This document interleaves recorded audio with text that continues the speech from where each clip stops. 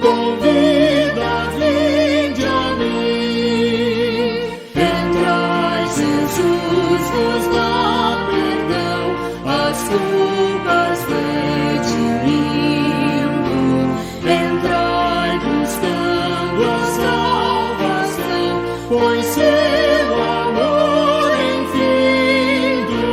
Oh, graça imensa, pois assim Jesus convida, vinde a mim, a mim, a mim.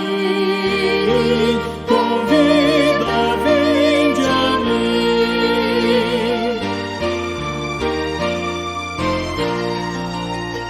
Aberta assim de par em par, entrai com grande urgência, pois Deus a todos quer mostrar real munificência. Oh, graça imensa, pois assim Jesus convida, vinde a mim, a mim, a mim. Convida, vinde a mim.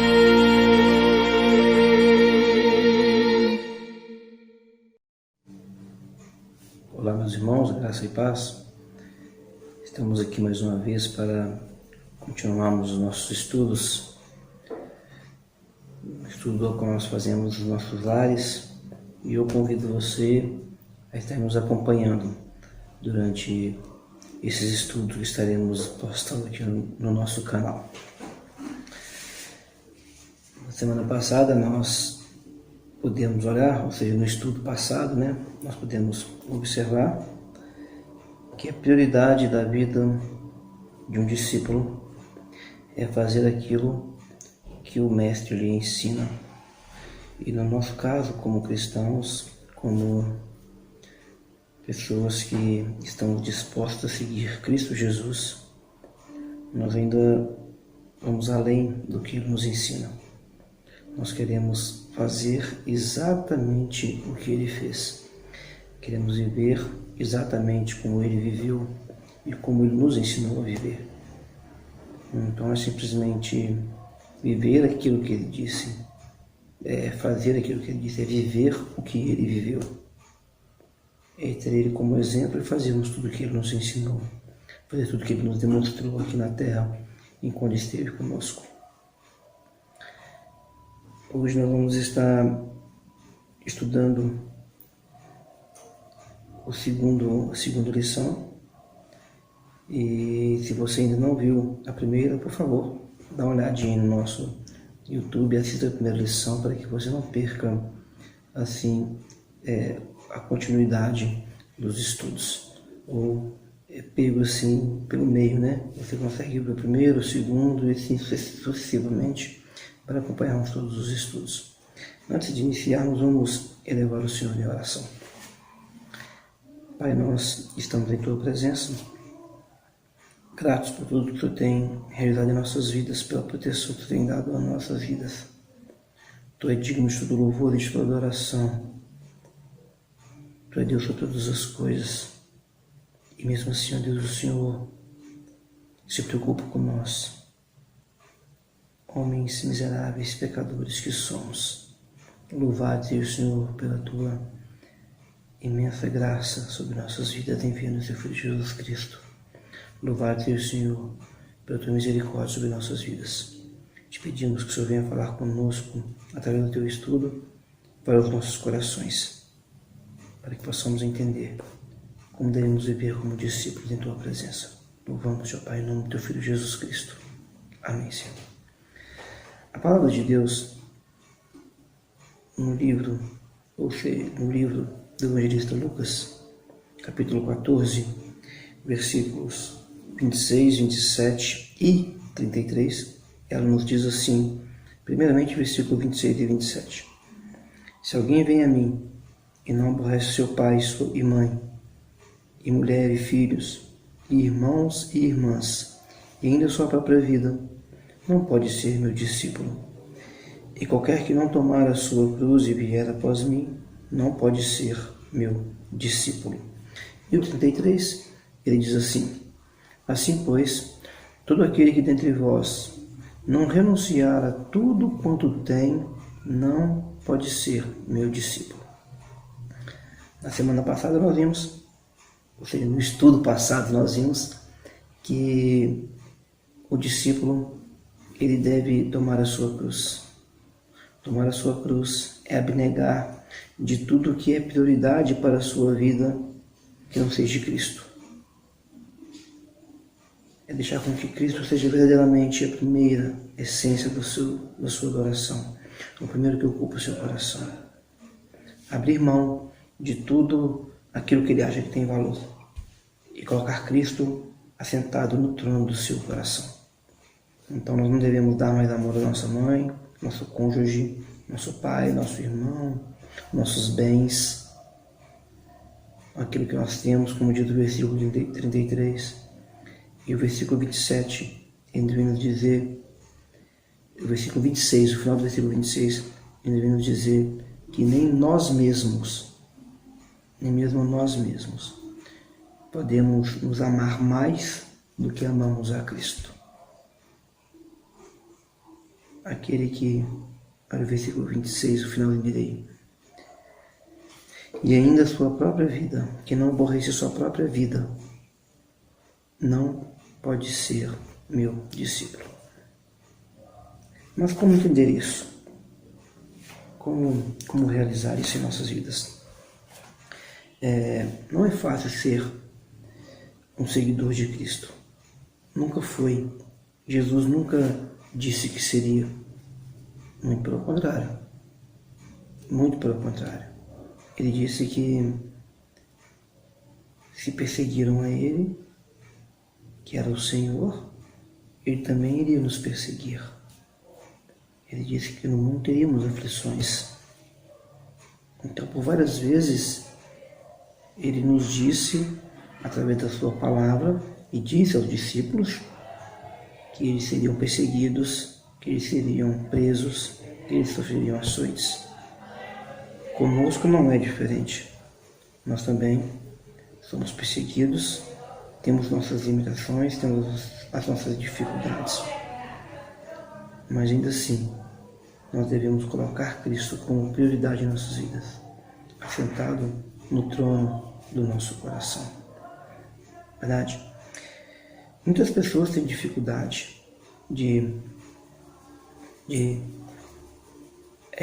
se entregar totalmente ao Senhor, ou de colocar ele verdadeiramente assentado no trono do seu coração, como aquele que governa os seus desejos, suas vontades. Bem, mas o que nós temos que entender, como cristãos, como pessoas, como limitados que somos, que a nossa salvação, que a nossa compreensão, que a nossa vida de adoração, que a nossa vida de exaltação, nossa vida de louvor, que a nossa vida de discípulo, que é o que nós estamos estudando, ela é algo progressivo. Não é algo que, quando nós nos convertemos, imediatamente Cristo domina no nosso coração e nós já somos perfeitos. Não é assim. É algo que aos poucos nós vamos desenvolvendo, nós vamos crescendo. Aos poucos nós vamos nos tornando melhores discípulos. Não é verdade? Eu sei que com você é assim. Com todos nós é dessa forma. E nós temos como exemplo os discípulos. Às vezes, quando nós olhamos as Escrituras, vamos analisar os Evangelhos, nós vamos ver que por algumas vezes, ou várias vezes, os discípulos estavam preocupados consigo mesmo. Veja bem, alguns exemplos. Jesus leva os discípulos consigo, se retira um pouco para orar, pois estava angustiado, prestes a ser traído, prestes a ser crucificado, e ele começa a orar e diz aos discípulos: orai comigo, e se retira alguns metros. E ele, Jesus orando, clamando a Deus, e quando ele volta, os discípulos estavam dormindo.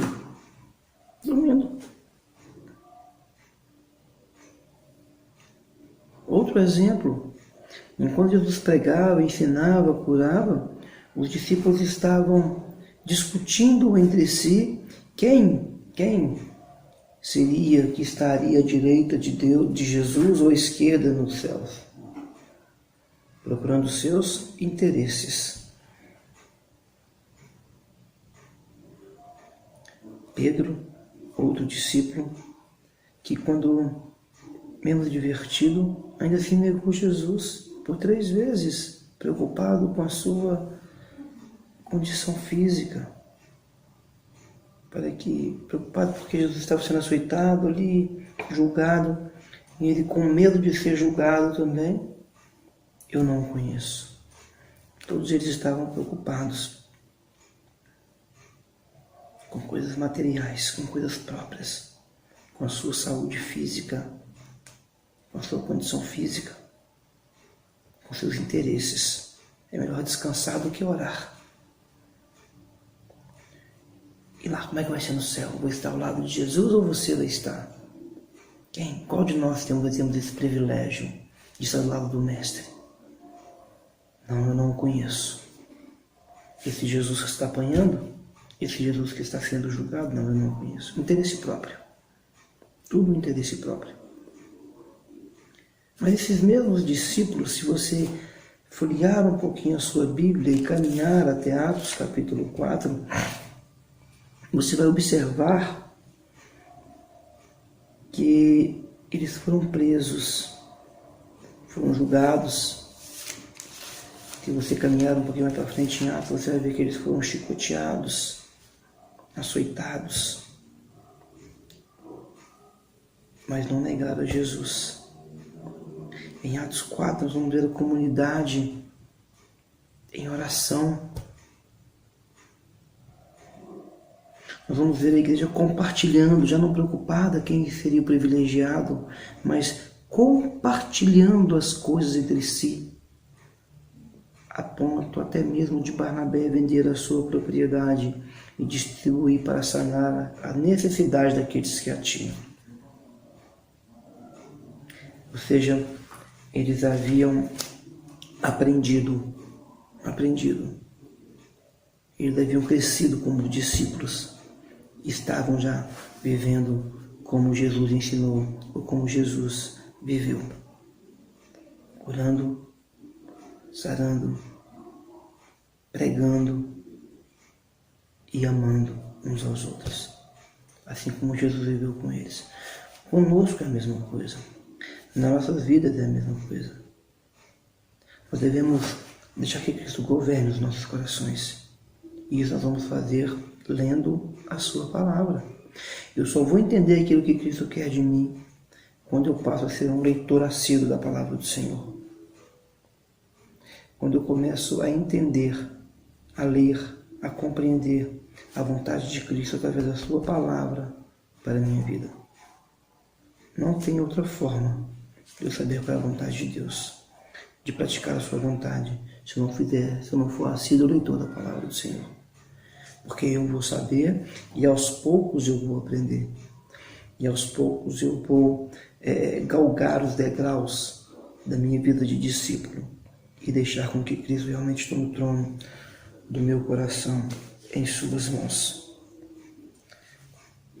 Você seria capaz de avaliar, ou melhor, de identificar alguma pessoa ou algo na sua vida que governe o seu coração mais do que Cristo?